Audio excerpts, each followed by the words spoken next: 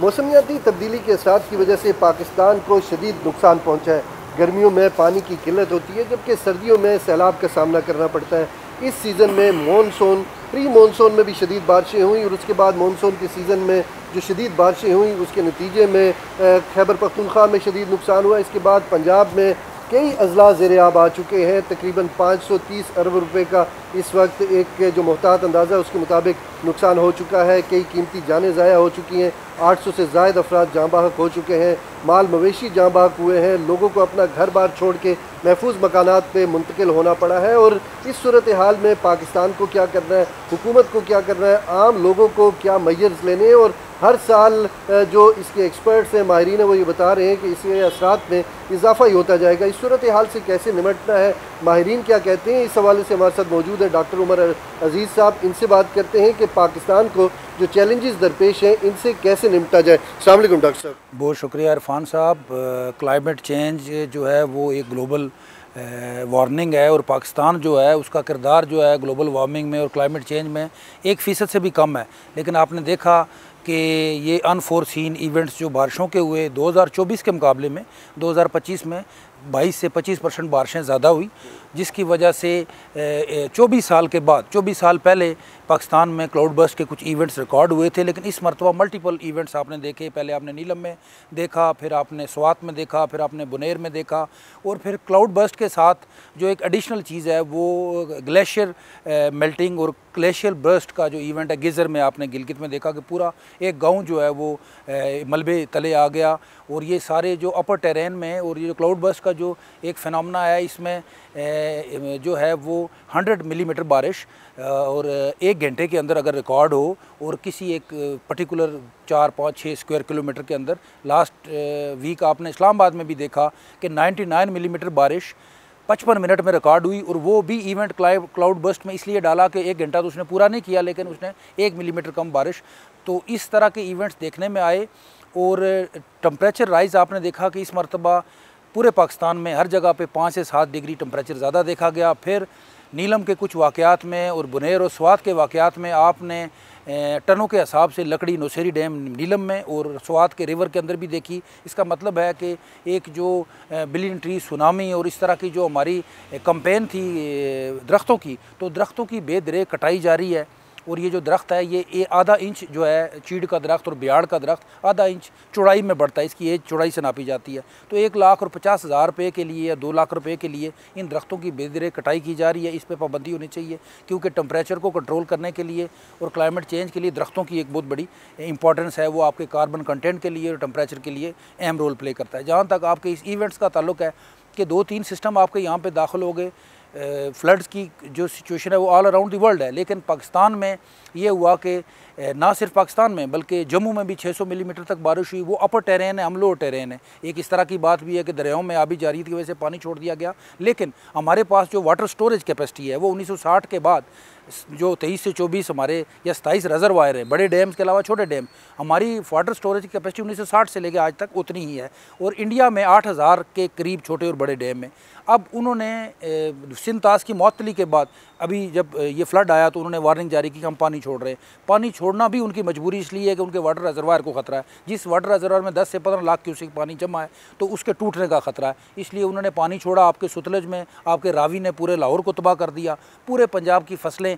अब जो कोई भी इवेंट है, कोई भी डिज़ास्टर है, उसकी सबसे पहले एक प्रीपेयर्डनेस होती है, फिर उसकी रिस्पांस होता है, फिर उसकी रिकवरी होती है, फिर उसकी मिटिगेशन होती है। और ये 2010 के बाद 2022 में एक सैलाब आया था और ये रिकॉर्ड मुद्दत का अपने वारावी की आप मिसाल देख रहे हैं कि 38 साल के बाद उसने अपनी टेरेन को वापस बहाल किया और जो पार्क व्यू जैसी और बड़ी बड़ी सोसाइटियों को भी वो ले डूबा है। अब हमारे लिए इसके बाद जो बड़ा चैलेंज है कि डिज़ास्टर तो आ गया, जो भी हुकूमत जिस भी लेवल पे मिटिगेशन कर रही है, लेकिन अब हमें ग़िज़ाई अजनास का मसला है। हमारी चावल की तमाम फसल तबाह हो चुकी है, हमारी कपास की गंदम की तमाम फसलें ज़ेर-ए-आब है। अब हमें ग़िज़ाई अजनास का मसला है, हमें फूड सिक्योरिटी का इशू है। डिज़ास्टर मैनेजमेंट ये कैसे होगी? ये कोई सिलसिला 1 साल में रुकेगा तो नहीं। अगले साल पेशन गोई ये है कि 10 से 15% मज़ीद ज़ोर से इस तरह आएगा। तो क्या हम इस काबिल हैं कि इससे निमट सकें, इन चैलेंजेस का सामना कर सकें? इरफान साहब, ये डिज़ास्टर जो है वो तो ज़ाहिर है हमने ये चीज़ फेस की है। हमारे लिए लिए एक नए ये क्लाउड बर्स्ट और ग्लेशियर मेल्ट एक नए इवेंट्स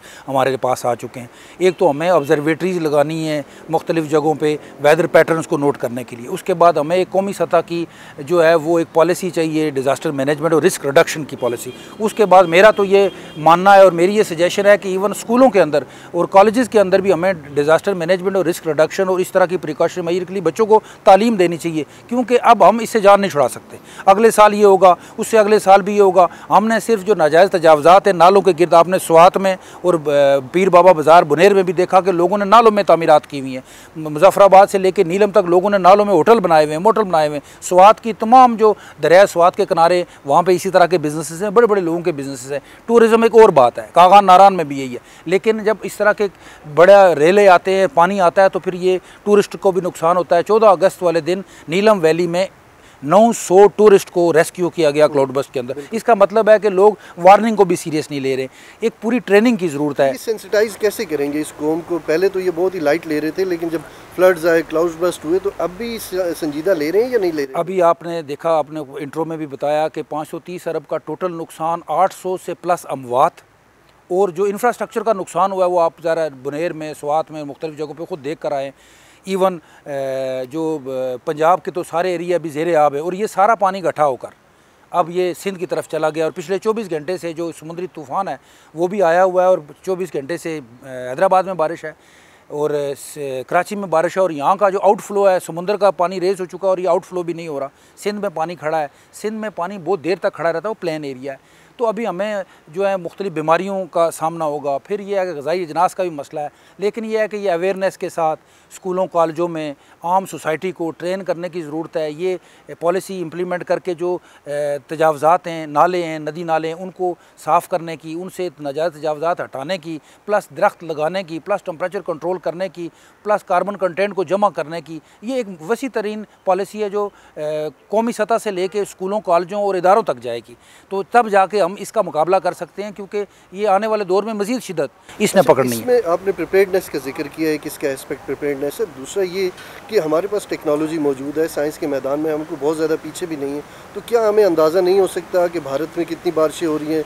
लेट अस से कि पाकिस्तान के बॉर्डर के साथ हिमाचल है, वहाँ पे कितनी मिकदार में बारिश हो रही है, कितना पानी आ रहा है, उनके डैम्स में कितना पानी है, कोऑर्डिनेशन अपनी जगह। क्या हमें वैसे सैटेलाइट से मालूमात नहीं मिल सकती ताकि हम वक्त अर्ली जो है हम अपने आप को तैयार कर सकें? वेदर पैटर्न्स हमने नोट किए हुए हैं, और हमारी जो ऑब्जर्वेटरीज हैं, पाकिस्तान मेट्रोलॉजिकल डिपार्टमेंट है, उसको पाकिस्तान और इंडिया की बारिशें सेम है, ये टेम्परेचर और ये क्लाइमेट भी सेम है। तो बारिशें चूँकि अपर टेरेन में, जो जम्मू का एरिया और जो कश्मीर का एरिया वो अपर टेरेन में है। सतलज हुआ, रावी हुआ, ब्यास हुआ, ये अपर टेरेन से ये दरिया पाकिस्तान की तरफ फ्लो करते हैं। 2 दरिया हमारे पास बच गए, एक झेलम और एक सिंध। वो चूँकि मतलब उसकी ज़रा बहुत लंबा उनका सफ़र है, लेकिन उसके लिए हमने मंगला डैम बनाया हुआ है, उसके लिए दयाबन बादशाह डैम बन रहा है, लेकिन वो उसके अंदर इतना प्रॉब्लम नहीं है। जो अफ़गानिस्तान में जो प्रॉब्लम होती है वो दरिया काबुल के ज़रिए हमारे पास आता है, जिसपे ऊपर तरबेला है। तो अब ये है कि इन 3 दरियाओं के ऊपर कुछ भी नहीं है। तो ये दरिया जो हैं, बारिशें होती है, हमें पता है, वो भी वार्निंग देते हैं, हमें भी अंदाज़ा होता है, लेकिन बारिशें दोनों मुल्कों में बैक वक्त हो रही होती हैं। तो आगे यहाँ पे और ज़मीन की एक जो है वो प्रिजर्वेशन की एक कैपेसिटी है, वो कुछ अरसे के बाद बरसात के मौसम में वो वाटर ऑब्जॉर्व करने की उसकी कैपेसिटी 0 हो जाती है, तो पानी स्टैग्नेट खड़ा हो जाता है। वैसे जब भी बारिश होती है ज़मीन उसको ऑब्जॉर्व करती है। तो ये 65 डेज़ का मॉनसून का स्पेल रहा है। आम नॉर्मली 130 डेज़ का होता है, लेकिन ये 2 माह तक तवील हो गया। अभी भी 7 से लेकर 9 तारीख तक ये आखिरी स्पेल चल रहा है जो सिंध के अंदर बारिशें। तो हमें ये प्रीपेयर्डनेस ये है कि हमें ज़रा अपने नदी नालों को, हमें अपने रिवर टेरेसेस को, हमें फ्लड प्लेन्स को, इन सारी चीज़ों को मॉनिटर करना है। और उसके अलावा हम कौमी सतह की ज़रा डेवलपमेंट अथॉरिटीज़ तक की ये जिम्मेदारी है। और लोगों को भी ट्रेन इसलिए होना पड़ेगा कि लोग भी ज़रा, जब रावी है तो उसको लोगों ने देखा कि इसमें पानी नहीं आ रहा है और ये खुश्क हो गया है, तो लोगों ने हाउसिंग सोसाइटियाँ बना ली, कॉलोनियाँ बना ली, मार्केटें बना ली, लेकिन दरिया ने कभी ना कभी अपने नेचुरल फ्लो में आना होता है। अच्छा, ये बताइए कि बैनुल-अक़वामी इदारों ने ये बता दिया था कि पाकिस्तान को क्लाउड बस्ट के हवाले से कोई अर्ली पेशन गोई की थी, या बता दी, इन्फॉर्मेशन दी थी कि पाकिस्तान में जो क्लाउड बस्ट की रेशो है वो पहले से ज़्यादा होगी? ये तो इंटरनेशनल जो मॉनिटरिंग ऑर्गेनाइजेशन है, उन्होंने COP28 के अंदर मुख्तलिफ उस जगह पे ये बताया है कि एशियन जो ये जो कि पर्टिकुलरली पूरा रीजन है, एशियन मॉनसून में नॉर्दर्न एरियाज़, कश्मीर और सियाचिन और जो नेपाल तक का ये जो काराकोरम का बेल्ट है, इसके अंदर ये इस तरह के इवेंट्स देखने में आएंगे। लेकिन हम चूँकि अपर टेरेन से पानी को रोक नहीं सकते, तो ये है कि हमें ये अंदाज़ा ज़रूर था, लेकिन है कि वो जो चीज़ें हैं वो आम आवाम तक उस तरह जो है काबिल फ़हम भी नहीं थी, लोग उस बात को समझते भी नहीं हैं।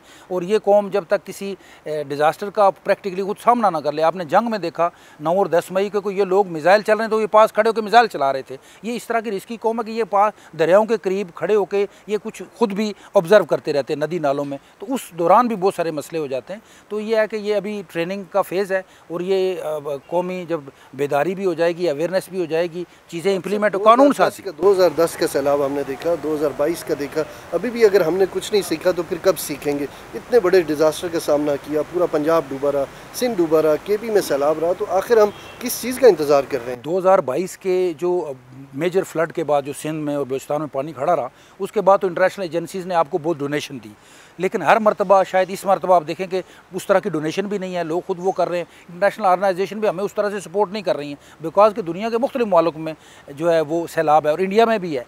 तो ये है कि जो 2022 में हमें सपोर्ट मिली थी इंटरनेशनल कम्युनिटी की वजह से, वो अभी नहीं मिल रही। तो ये है कि हमें खुद ये अपने ही ज़ोरे बाजू पे अपने लोगों की मदद के साथ इन लोगों को रेस्क्यू भी करना है, इन लोगों के जो नुकसानात हुए हैं उसका भी अजाला करना है और फिर आबादकारी भी करनी है। तो ये मिटिगेशन पॉलिसीज़ चलेंगी, लेकिन यह है कि अगले साल के लिए 2026 के लिए 22 से 25% बारिशें ज़्यादा है, लेकिन हमें उसके लिए पहले से ही अभी से ही प्रीपेयर्डनेस का आगाज़ करना होगा। बिल्कुल डॉक्टर साहब की बातें आपने सुनी कि जो कुछ करना है हमने अपने ज़ोरे बाजू पे करना है। एक तो वक्ती तौर पे जो अभी सूरत हाल का सामना है, लोगों को मुश्किलात से निकालना है, उसके बाद जिन लोगों के घर बार ज़ाया हो चुके हैं उनके घर बार दोबारा से तामीर करने हैं। गवर्नमेंट इसका अंदाज़ा लगा रही है कि कितना नुकसान हुआ है, लेकिन हमें अपने आप को सेंसिटाइज़ करना होगा कि हर साल इस तरह के चैलेंजेस सामने आते होंगे। एक तो गवर्नमेंट जो हमें हिदायत दे उसके ऊपर अमल करें, दूसरा ये कि नदी नालों के करीब हमें तामीरात नहीं करनी और अगर कोई गलत तामीर कर रहा है तो हमें उसकी निशानदेही करनी है। इरफान सदोज़ई को डॉन न्यूज़ डिजिटल से इजाज़त दीजिए, आगे फिर किसी नई स्टोरी के साथ हाजिर होंगे। मज़ीद न्यूज़ अपडेट्स और डिजिटल स्टोरीज के लिए सब्सक्राइब करें डॉन न्यूज़ पाकिस्तान।